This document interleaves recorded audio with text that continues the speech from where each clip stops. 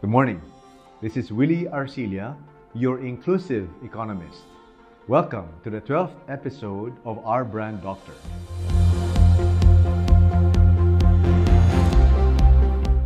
Today, we will talk about the states of the national economy. We've just finished the Christmas season and we've welcomed millions of balikbayans again. Among them are some of my friends, and virtually all of them have chorused the same thing. Tila walang pinagbago. Tila walang pagbabago sa Pilipinas. Or worse, mukhang pasama ng pasama ang Pilipinas. In a previous episode, we talked about the sachet economy and the tingi mentality. We said, and I remember saying, this is not a sign of progress. It is the sign of the opposite of progress. Because our people, increasingly cannot afford to buy bigger packaging, bigger sizes. Kulang ang kanilang pambili. Nowadays, we see in our streets the proliferation, the explosion of motorcycles. Don't get me wrong, I don't have anything against motorcycles except this. Again, this is not a sign of progress, but the opposite of progress. Hindi na po makabili ng mga sasakyang mas malalaki ang ating mga kababayan. Kaya motorsiklo na lang. Ultimo mga pamilya, mga mag-asawa, pati mga anak, pati maliliit na bata, makikita po natin, sakay na rin sa motorsiklo. It is not a sign of progress, but the opposite of it. Ang dami pong mga nagsusulputang mga delivery, mga kung ano-anong brands, okay, na nagpapasakay. Hindi po ito senyales ng progress, whether for the passenger or for the driver. Hindi po maaabot ang kaganapan ng ating mga kababayan kapag sila ay driver ng motorsiklo. Hindi lang po quantity of jobs ang importante, mga kababayan. Ang quality of jobs ay importante. Ang dami-dami po nating mga security guards. Mahal po natin silang lahat. Pero hindi po makakamit ang kaganapan ng Pilipino. They will never be able to maximize their God-given talent as security guards or as metro aides or as fast food crew. Ang dami-dami rin pong nagsusulputang mga generic pharmacy, generic drugs. Hindi po ito senyales ng progress na hindi na makabili ng branded medicine na mas mabisa ang ating mga mamamayan. Parami ang mga pawn shop. Hindi rin po ito senyales ng progress. Mga Jolly Jeep sa mga urban areas, lalo sa Makati, hindi po ito senyales ng progress. Of course, this is the opposite of progress. Again, it is not just the quantity of jobs that are important. It is also the quality of jobs. That's why it's not just unemployment ang problema natin, kundi underemployment. Naghahanap pa po ng dagdag kita ang ating mga kababayan. So ano po ang tawag po dito? Sabi nga ng pinag-uusapan namin ng isang kaibigan ko na balikbayan sa bulok bayan. Ang balikbayan na nasa first world, pagbalik sa Pilipinas, bulok ang bayan. Bulok sa employment, bulok sa trabaho, bulok sa kita. Hindi tumataas ang kita. Ito po nakaraang Pasko. Nakita po natin, naramdaman natin kung gaano kakaunti ang mga mamimili. Yung kung lahat ng mga tindahan, department store, mall, retail outlet, supermarkets, pinagtanungan ko, lahat ng restaurant. Ang sabi nila, mas marami po ang mga mamimili at marami ang kanilang mga customer ng mga nakaraang taon kaysa ngayon na tapos na ang pandemic. Ibig sabihin, may problema ang ating ekonomiya. Bumababa ang ating consumption. Bumababa ang ating expenditure dahilan sa kakulangan ng disposable income at purchasing power. Yan po ang dapat na pinagtutuunan ng pansin ng ating mga ekonomista at ang ating mga liderato. Humihina ang consumption ng buong bayan. Ang dami pong nakikita natin. Buy one, take one. Okay? Buy one, take two. Meron pa 70-80% off, discount. Hindi po yan senyales ng progress. Bagkus yan po ay senyales na walang pera ang merkado. Walang pera ang mamimili. Dapat dagdagan ang kita ng ating mga mamamayan. At ang pinaka-ultimate sa sachet economy at tingi mentality, mga kababayan, meron na pong piso Wi-Fi. Can you imagine? Piso para sa Wi-Fi. 3 minuto magsasurf ang ating kababayan dahil wala silang 2 piso. Binentahan pa natin ang Wi-Fi. Ulitin ko po, the poor do not need your products or your prepaid load or your piso Wi-Fi or your sachets. The poor needs your money so they can buy better quality products in bigger packaging, in bigger sizes, at higher prices, to give you better margins so you can pay your employees higher salaries and wages and bonuses, so they can increase their disposable income and purchasing power to raise aggregate demand that will stimulate further investments into the economy. The poor do not need your products. They need your money. Mga kababayan, in this channel, when I talk about an inclusive economy, ang inclusive economy po, ibig sabihin, pangkalahatan. Na lahat kasama. Hindi lang po ang mayaman, kundi ang mahirap, pati ang middle income. Ngayon, pag sinasabi ko po na the poor do not need your products, obviously, I'm not talking to the poor. I'm talking to the rich. To the rich businessmen, negosyantes, local or multinationals, okay, who have the resources, but instead of using your resources to buy from the poor farmer, to buy from the poor fisherman, to buy from the small entrepreneur, to buy from the agri-cooperative, to buy from the laborer and the worker, to pay them well, to pay them more. Instead of using our resources to buy from them, instead, we sell to them. The poor don't need your products, ladies and gentlemen. Of the 20 to 25 million who are middle income to rich, the poor needs your money. Don't give it as charity. Use your money to buy their products. And we'll talk about that in future episodes. Concrete examples of inclusive entrepreneurs, inclusive businessmen, inclusive negosyantes, who buy from the farmers and the fishermen, who buy from the laborers and the workers. They innovate to enhance the value of the products of the poor, and then they sell to the rich. Ulitin ko po, 90 million Filipinos are poor. They cannot afford to buy your products. But 25 million can afford. So you sell to the 25 million. You buy from the 90 million. And I guarantee you, by the grace of God, I guarantee you, we will eliminate poverty in 1 year. If all the 25 million people use their resources to buy from the poor and not sell to the poor, poverty will disappear in 1 year. So bulok po ang ating labor sector, ang ating employment. No? Alam ba ninyo, pag ang Philippine Statistical Authority ay nag-report ng unemployment, yung percentage ng mga walang trabaho, alam po ba ninyo kung anong definition? Ganito. Kapag ako nagtrabaho ng 1 oras lamang, 1 oras, sa loob ng nakaraang 3 linggo, ang tawag sa akin, employed. Ulitin ko, 1 oras lang, sapat na para hindi ako mabilang na jobless. Anong kalokohan po yan ng Philippine Statistical Authority under the NEDA?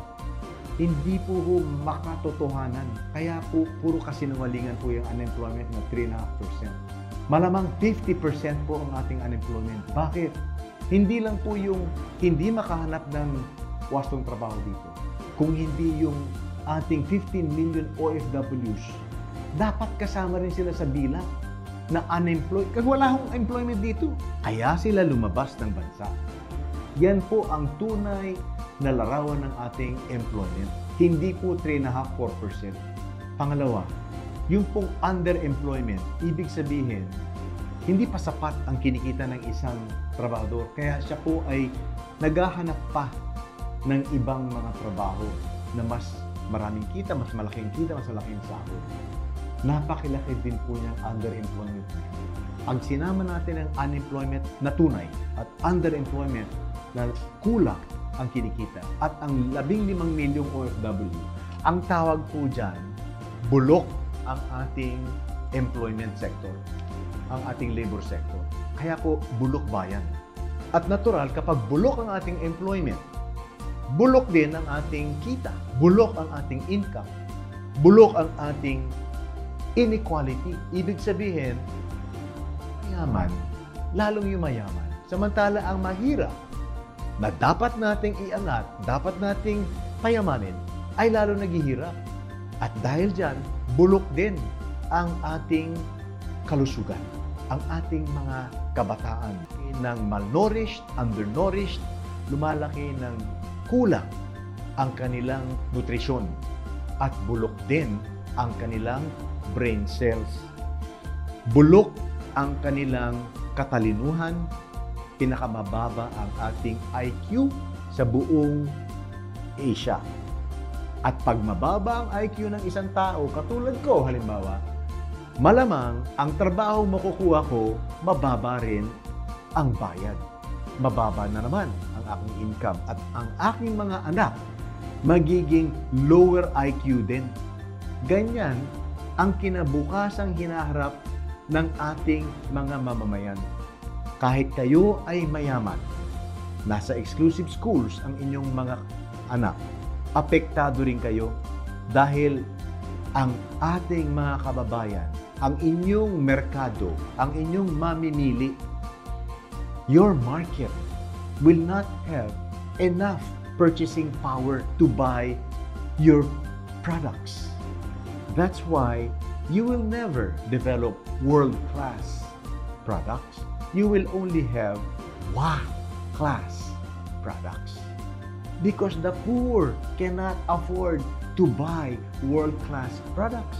The poor cannot afford to buy innovation. The poor cannot afford to buy brands. Kaya nga generic na lang ang mga mamimili sa buong mundo. Pag kayo ay nagpakilala ng produkto, ang tanong nila, anong tatak niyan? What is the brand? Dito po, ang ating mga mamimili, hindi po nila tinatanong anong tatak niyan. Ano palagay nyo ang tinatanong nila? Magkano yan? Yan po ang senyales ng isang ekonomiyang may sakit, may karamdaman, pahina ng pahina, pabulok ng pabulok ang ating ekonomiya. Tama na po yung ating ginagawang hindi ka nais-nais. Again, to the rich businessmen, negosyantes, entrepreneurs, local and multinationals, stop selling to the poor. Tatagalugin ko na para mas may impact. Pag ako nagbenta sa mahirap, kahit anong produkto, pagkain, inumin, gamot, okay, mga kasuotan, okay, mga damit, mga pantalon, kahit ako, ano man ang binenta. Ako nagbenta sa mahirap. Sinong yayaman? Ako yung mahirap. Eh di ako. Samantala yung mahirap, lalong maghihirap. In other words, mga kababayan, pinagkakakitaan ko ang mahirap. Makonsyensya naman ako. Makonsyensya naman kayo. Mahirap na nga, pinagkakakitaan nyo pa. Mahirap na nga, binebentahan nyo pa. Mahirap na nga, pinapautang nyo pa. Makonsyensya naman kayo. So, ang ating pong minamahal na bayan, ang Pilipinas, ay bulok bayan. Bulok bayan sa income, bulok bayan sa inequality. Sa katunayan, mga kababayan, kayo po mag-research, no? Tingnan niyo lahat ng mga GDP, okay? Or the total amount of goods and services produced by any country in 1 year. Ng buong Asia Pacific, dati number 2 ang Pilipinas after Japan in the 1950s. Ngayon, number 12. Number 12. Mantakin po ninyo yun. Bagsak tayo from number 2 to number 12. Japan, Korea, Taiwan, China, Hong Kong, Singapore, Brunei, Malaysia, Indonesia, Thailand, kahit Vietnam, nilagpasan na tayo. Bulok. Bulok ang ating GDP. Bulok din ang ating equality dahil tayo po ang mataas ang income inequality sa buong Asia. Ibig sabihin, ang mayaman, super yaman. Bilyon-bilyon ng dolyares. Ang mahirap, sobrang hirap. Tayo po ang pinakamasama. At pagdating nga po sa IQ, tayo rin po ang pinakamababa. Science, bulok. Ang technology, bulok. Engineering, bulok. Mathematics, bulok. Pati English reading, bulok. English writing, bulok. Ano mangyayari sa ating mga kabataan? Bulok. Bulok bayan ang Pilipinas. Kapag bulok po ang income natin, ang kabaliktaran po noon, ibig sabihin din, bulok ang productivity natin. Ibig sabihin, ang output ng bawat isang mamamayan, ang output ng bawat isang Pilipino, mababa, pinakamababa din. Maging sa exports, bulok tayo. Pinakamababang exports. Maging sa foreign direct investments, bulok din. Kaya nga iniiwasan tayo. Bakit tayo iniiwasan? Alam ng mga dayuhan, walang pera ang Pilipino. 90 million. Alam po nila yan. Pinakamababang IQ. Kaya walang pera, pambili. Iniiwasan tayo ng foreign direct investments. Hindi po dahil sa mga cha-cha-cha-cha na yan. Hindi po dahil dyan. Alam nila walang merkado rito. Marami nga, wala ngang pera. Okay? Marami nga, mababa IQ. Okay? Kaya mas mahusay pa mag-invest sila sa ating mga karating bansa. Bulok din sa turismo. Noong isang araw, kahapon lang po, may nabasa ako sa dyaryo, sa periodiko, na 80% ng ating tourist spending na nasa 1.5 trillion, malaki nga, 80% po niyan domestic, local. Ang sasabi ng ibang mga ekonomistang ito po ay senyales na talaga mas importante ang local tourist. Palpak po talaga ang ating mga ekonomista. Hindi pa nila aminin na ito ay senyales na iniiwasan tayo ng mga dayuhang turista na nagdadagsaan sa ating mga karatig bansa. Sa China, sa Singapore, sa Indonesia, kahit sa Vietnam, ang Bali, iisang pulo sa Indonesia, mas marami pang turistang dayuhan kaysa sa buong kapuluan ng Pilipinas. Mantakin po ninyo. So, bulok sa productivity, bulok sa exports, bulok sa investments, bulok sa turismo. Kaya bulok ang ating peso. Ngayon, lumalapit na sa 60. Lumalapit na sa 60 ang ating Philippine peso. Dahil wala tayong exports, investments, or tourism. Wala tayong productivity. May sakit ang ating agrikultura, patay ang ating manufacturing sector. Bulok ang ating ekonomiya. At dahil bulok ang ating sektora ng agrikultura at sektora ng ating manufacturing, ito pong dalawang sektor na ito ang maaaring nagbigay sana ng milyong trabaho para sa ating mga kababayan. Ito pong dalawang sektor na ito, agrikultura at manufacturing, ang pwedeng nag-angat sa kabuhayan ng ating mga mamamayan. Instead, pinatay ang ating agrikultura at pilit pang pinapatay ang nalalabi ng ating mga ekonomista. Pinatay ang ating manufacturing. Yan pong dalawang sektor na yan, mahina at namamatay na. At dahil dyan, ang ating presyo ng mga bilihin, walang humpay na pagtaas ang inflation. Bakit? Wala tayong pagkain. Lahat inaangkat. Wala tayong mga gamit, wala tayong mga locally manufactured na mga damit, mga sapatos, mga pantalon, mga kagamitan sa bahay. Lahat po yan, tataas ang presyo ng mga bilihin. Bulok ang ating inflationary process. Dahil po sa kabulukan ng ating ekonomiya, lalo na sa ating agrikultura at lalo sa ating manufacturing sector, industry, tuloy-tuloy ang paglabas ng ating mga kababayan na naghahanap ng gainful employment sa ibang bansa. Hindi lang po ang mga skilled workers, pati po ang ating farmers, ang ating fishermen, pinapirate na rin po sa ibang bansa dahil mas malaki ang sweldo. Ang ating mga blue-collar workers, pinapirate na rin po sa ibang bansa dahil mas malaki ang sweldo. Ano ba kahulugan nito? Ibig sabihin, tayong mga negosyante sa Pilipinas, 20-25 million na may kakayahan, na may resources, pinili pa nating payamanin ang mga farmers, mga magsasaka ng ibang bansa, ang mga dayuhan ng mga mangingisda, ang mga foreign businesses. Okay, pinili pa natin sila ang payamanin kaysa pinayaman natin ang ating kababayan. Instead, pinalabas natin ang ating mga kababayan. Kaya tayo may brain drain at brawn drain. Hindi po wasto ito. Wala pong bansa sa buong mundo na nag-attain ng first world status sa kakapadala ng kanilang mga kababayan. Ang tawag po sa first world ay first world dahil po sila po ay nag-industrialize. Yan po ang tawag dyan, industrialized countries. Paano sila nag-industrialize? They started with agriculture, modernizing agriculture, liberating their workforce to move into higher-paying manufacturing jobs.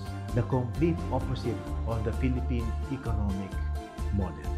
Bulok ang productivity ng Filipino worker. Maging ang OFW po, tulad ng sinabi ko, $30 billion ang kanilang remittance. Pero 15 million po sila. You take their average or per capita, $2,000 per year lang po yan.